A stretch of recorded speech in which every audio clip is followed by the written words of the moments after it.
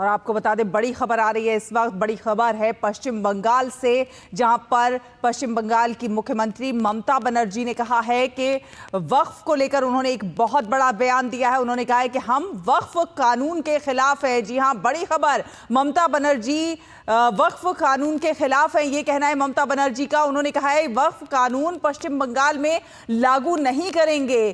तो बड़ी खबर आपको बता रहे हैं, ममता बनर्जी का बड़ा बयान, वक्फ कानून के खिलाफ है। वक्फ को लेकर सीएम ममता बनर्जी ने एक बड़ा बयान दिया है। हम वक्फ कानून के खिलाफ है, वक्फ कानून को पश्चिम बंगाल में लागू नहीं करेंगे। तो बड़ा बयान कह सकते हैं। और सियासत इस पर गहराती जा रही है। लगातार हम देख रहे हैं जिस प्रकार से पश्चिम बंगाल में वक्फ कानून को लेकर जिस प्रकार से जो है आंदोलन भी देखने को मिल रहा है। और अब ममता बनर्जी कहीं ना कहीं एक तरह से सपोर्ट दिखाती हुई उन्होंने कहा है कि हम वक्फ कानून के खिलाफ हैं और पश्चिम बंगाल में लागू नहीं करेंगे। तो बड़ी सियासत पश्चिम बंगाल में इस वक्त खेली जा रही है।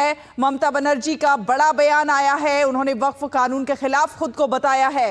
उन्होंने ये भी कह दिया है कि पश्चिम बंगाल में लागू नहीं किया जाएगा। तो बिग ब्रेकिंग आपको बता रहे हैं, बड़ी खबर आपको बता रहे हैं। ममता बनर्जी ने कहा है कि हम वक्फ कानून के खिलाफ हैं, वक्फ कानून के खिलाफ ममता बनर्जी।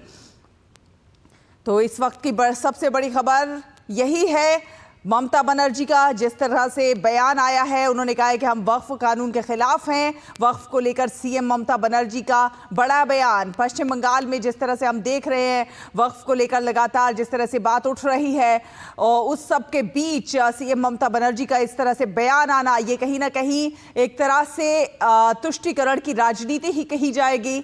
ममता बनर्जी वक्फ कानून को पश्चिम बंगाल में लागू नहीं करेंगी, ये कहना है ममता बनर्जी का। तो ये बड़ी खबर हम आप तक पहुंचा रहे हैं। बड़ी खबर इस वक्त की, ममता बनर्जी पश्चिम बंगाल की मुख्यमंत्री, उन्होंने कहा है कि हम वक्फ कानून के खिलाफ है। तो बिग ब्रेकिंग आप तक पहुंचा रहे हैं। बड़ी खबर पश्चिम बंगाल की मुख्यमंत्री ममता बनर्जी का बड़ा बयान। वक्फ को लेकर सीएम ममता बनर्जी ने ये बयान दिया है। उन्होंने कहा है वक्फ कानून के खिलाफ हैं। एक तरह से कहीं ना कहीं तुष्टीकरण की राजनीति करती हुई पश्चिम बंगाल की मुख्यमंत्री ममता बनर्जी। और हम आपको बता दें कि वक्फ संशोधन कानून के खिलाफ पश्चिम बंगाल में लगातार मुस्लिमों का हिंसक प्रदर्शन जारी है। और प्रसन्नजीत हमारे सहयोगी ज्यादा जानकारी के साथ हमारे साथ जुड़ गए। प्रसन्नजीत, ममता बनर्जी पश्चिम बंगाल की मुख्यमंत्री और उनका जो है वक्फ को लेकर इतना बड़ा बयान, वो कह रहे हैं कि जो है हम वक्फ कानून के खिलाफ हैं और इसे पश्चिम बंगाल में लागू नहीं करेंगे। इसे अगर हम सियासी दृष्टि से देखा जाए, पूरी तरह से सियासी ही दृष्टि से देखा जाएगा, जिस तरह से एक तरह से तुष्टीकरण की राजनीति खेलती हुई नजर आ रही है। दंगाई है, उनको सीधी तरह से ये मैसेज देना जरूरी था कि आप दंगा बंद करें।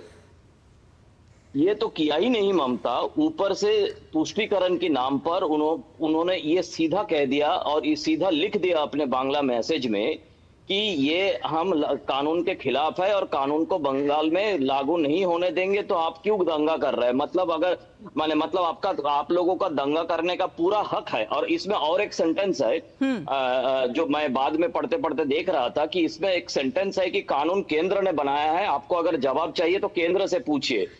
तो मतलब किस तरह से भड़काओ इस तरह की मैसेज है। इसको पीस मैसेज के हिसाब से देखा जा रहा है। पीस मैसेज के हिसाब से बंगाल पुलिस और कोलकाता पुलिस इसे वायरल करने की कोशिश में है। लेकिन इस दो पैराग्राफ में मेरा कुछ समझ में नहीं आ रहा है कि इसमें कहना क्या चाहती है अपने ममता बनर्जी। और सियासी की जो बात कह रहे हैं कि सियासी नहीं, इससे ऊपर जाके एक कॉन्स्टिट्यूशनल पोस्ट पर रहकर कोई चीफ मिनिस्टर ऐसे कह सकते क्या? उन्होंने दंगाई को ऐसा नहीं कहा कि आप जो कह रहे हैं गलत कह रहे हैं।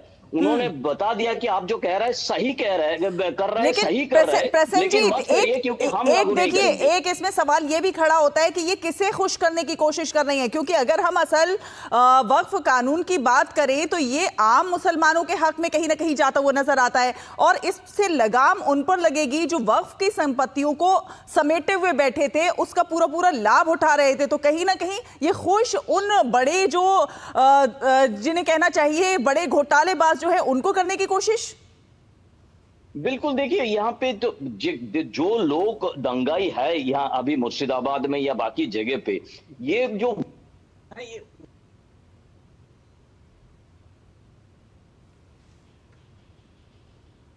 आप, हाँ प्रसन्नजीत, आपकी आवाज कुछ टेक्निकल एरर सॉरी है। जी जी बताइए। सॉरी सॉरी हाँ सॉरी, अब ठीक है, सॉरी अभी सुनाई दे रहा है आपको। जी देखिए उसी लोगों के लिए है जो गांव में रहते हैं, जो गरीब तबके के लोग हैं, जो निचले स्तर के लोग हैं, जिनको जिनको 2 गज की जमीन मिलने के लिए हजारों रुपया देना पड़ता है, इन लोगों के लिए है। और उन लोगों को ही सामने रखकर इस तरह से दंगा किया जा रहा है, और एक दिन नहीं 48 घंटा हो गया, और उसके पीछे 2-3 दिन चलता रहा। तो मतलब कोई नहीं जानता है कि रात को क्या होने वाला है, काल क्या होने वाला है। तो आप जो सवाल पूछ रहे हैं वो एकदम सही सवाल है कि जिन लोगों के लिए ये कानून है, उन लोगों को भड़का के गलत दिशा में लेके जा रहा है। जो लोग वो तृणमूल कांग्रेस की है, वो तृणमूल कांग्रेस से जुड़े हुए हैं, और उन लोगों को पनाह देने की काम कर रही है ममता बनर्जी। और उनका कहना है कि आपको इस तरह की दंगा करने की दंगा, ये जो शब्द है,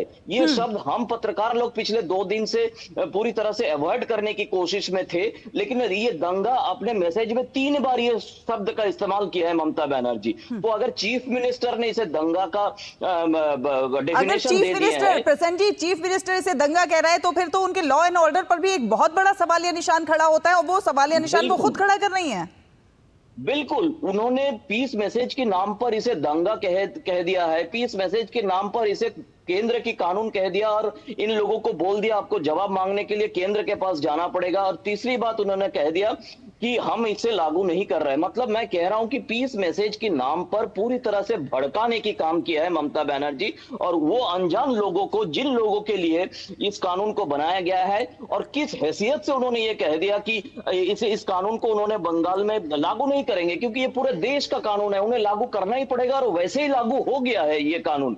इसके लिए कोई अलग से कुछ करना नहीं पड़ेगा। तो इन लोगों को ये जो मॉब दिखा रहे हैं हम वीडियो में, इस मॉब को उनका कहना है कि मतलब उनका अगर बिटवीन दी लाइंस आप देखें, तो आपको अगर इस तरह से दंगा करके जवाब मांगना है तो केंद्र से जवाब मांगिए, हमसे क्यों जवाब मांग रहे हैं।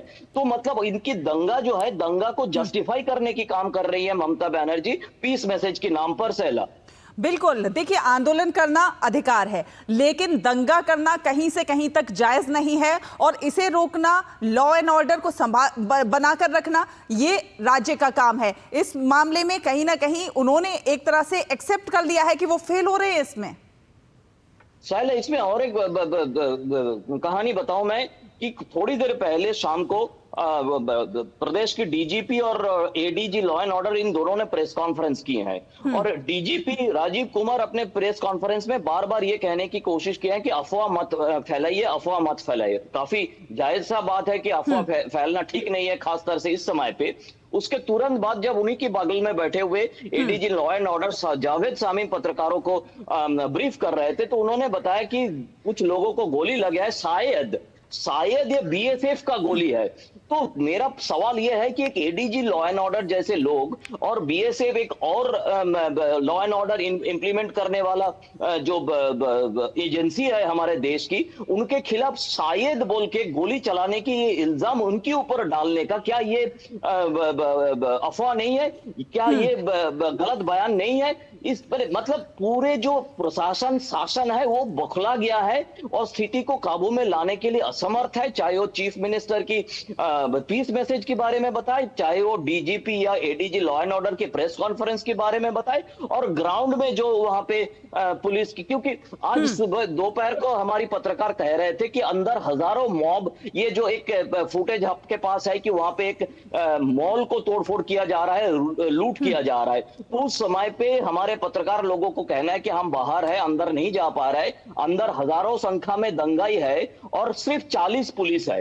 तो ये किस ओह। तरह से ये लोग पूरी स्थिति को काबू में लाएंगे? नहीं ला पाएंगे। और जब ये 50 किलोमीटर के अंदर सीमा से होने के कारण बीएसएफ को लाया गया है, ऊपर से ADG law and order BSF के खिलाफ लोगों को भड़काने की काम कर रहे हैं कि उन्होंने गोली चलाया, बीएसएफ ने गोली चलाया शायद। तो ये एक ऐसी स्थिति बन गया है पूरे बंगाल में कि अफवाह फैलने की काम पुलिस की तरफ से किया जा रहा है, दंगा को भड़काने की काम चीफ मिनिस्टर की तरफ से किया जा रहा है और धमकियां दिया जा रहा है पत्रकारों हाँ। को और आम जनताओं को। इसी बीच ये भी खबर आ रही है प्रसन्नजीत कि शुभेंदु अधिकारी ने जो याचिका दायर की थी उसमें सुनवाई जारी है। बिल्कुल सुनवाई जारी है, शायद अभी 6 बजा है।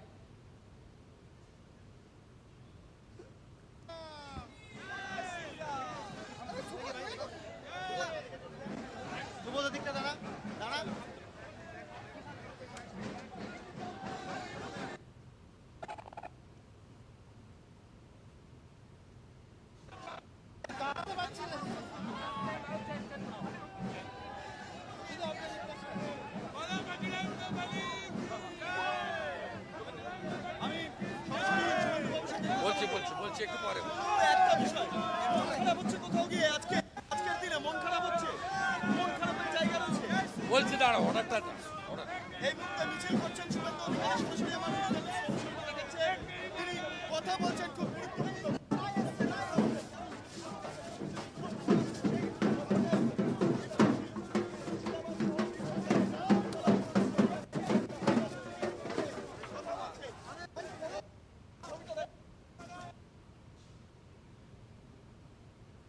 तो प्रसन्नजीत हमारे साथ लगातार जुड़े हुए हैं, उनसे हम बात कर रहे हैं। प्रसन्नजीत, आप बता रहे थे कि जिस तरह से वक्फ कानून को लेकर जो है शुभेंदु अधिकारी ने एक याचिका दायर की है, उस पर इस समय सुनवाई चल रही है। क्या कुछ उस उधर से अपडेट आपको मिल रही है? इसमें जो 2 जजों की बेंच है वो काफी सख्त रुख अपनाया है और जैसे मैंने बताया कि 30 मिनट के अंदर प्रदेश को अपना रिपोर्ट पेश करने के लिए बताया गया था और जब मैं आपसे बात कर रहा हूं मेरे ख्याल से अभी सुनवाई फिर से शुरू हो गया है और जो जस्टिस सोमेन सेन और जस्टिस राजा बसु चौधरी, इन दोनों ने, इनकी बेंच से, जस्टिस सोमेन सेन का बेंच है तो इनकी बेंच की तरफ से कड़ा रुख दिखाते हुए प्रदेश को ऐसा टाइम ने प्रदेश की तरफ से बताने की कोशिश किया गया था कल भी हो सकता है, सोमवार को भी हो सकता है, जबकि सोमवार भी छुट्टी है, आज भी छुट्टी है, वैसे कल भी छुट्टी है, लेकिन फिर भी पीआईएल को मतलब शुभेंदु अधिकारी की तरफ से मांग किया गया है कि वहां पे पुलिस पूरी तरह से, जिस बारे में हम बात कर रहे थे कि पुलिस पूरी तरह से नाकाम है और वहां पे सेंट्रल आर्म्ड पुलिस फोर्स लगाया जाए। बेसिक जो मांग है, इस मांग को लेकर पीआईएल जो डाला गया है और इस पीआईएल के ऊपर तुरंत कोर्ट ने संज्ञान लेते हुए सुनवाई जारी रखे हैं। मेरे ख्याल से थोड़ी देर बाद हमें पता चलेगा कि इसका क्या निष्कर्ष निकाल के आ रहा है और किस तरह से कोर्ट की तरफ से प्रदेश को या पीआईएल करने वाले याचिकाकर्ता शुभेंदु को निर्देश देते हैं या प्रदेश शासन प्रशासन को निर्देश देते हैं। बिल्कुल बिल्कुल, जो निकल के आएगा वो भी आपसे आगे जानकारी हासिल करेंगे। फिलहाल एक टेक्निकलिटी समझना चाहते हैं कि अगर केंद्र सरकार कोई कानून बनाती है, क्या राज्यों को ये अधिकार होता है कि वो अपनी मर्जी से उसे किसी राज्य में उसे लागू करें और किसी में ना करें? नहीं, देखिए इसमें कई सारे ऑप्शन है। एक स्टेट लिस्ट है, एक सेंट्रल लिस्ट है, एक कॉन्करेंट लिस्ट है। ये जो वक्फ जैसे जो मामला है, इसमें कानून शायद स्टेट को अलग से कुछ करने का जरूरत नहीं है, क्योंकि ये पूरे देश में जितने सारे सुप्रीम कोर्ट से लेकर लोअरेस्ट कोर्ट तक ये कानून लागू हो गया है। कोई भी अगर मुर्शिदाबाद में कोई भी अगर चाहे कि अपने परिवार का किसी का जमीन 2 गज जमीन के लिए इंतकाल के बाद हमें पैसा देना पड़ रहा है वहां पे मुतवाली को, तो वो शायद सीधी तरह से वहां पे जाके हाईकोर्ट के सामने, ये सच है कि ये शायद हाईकोर्ट के नीचे इस बारे में कोई अपील नहीं कर सकते, लेकिन जो भी हो हाईकोर्ट में अपील कर सकते हैं। इसके लिए स्टेट को कुछ नहीं करना पड़ेगा, स्टेट का इसमें कुछ लेना देना नहीं है कि वो कानून को लागू ना करने का कोई फरमान जारी करे, ये हो ही नहीं सकता। ये एजुकेशन नहीं है कि नेशनल एजुकेशन पॉलिसी लगाया और फिर भी नेशनल एजुकेशन पॉलिसी बंगाल में लागू नहीं किया गया।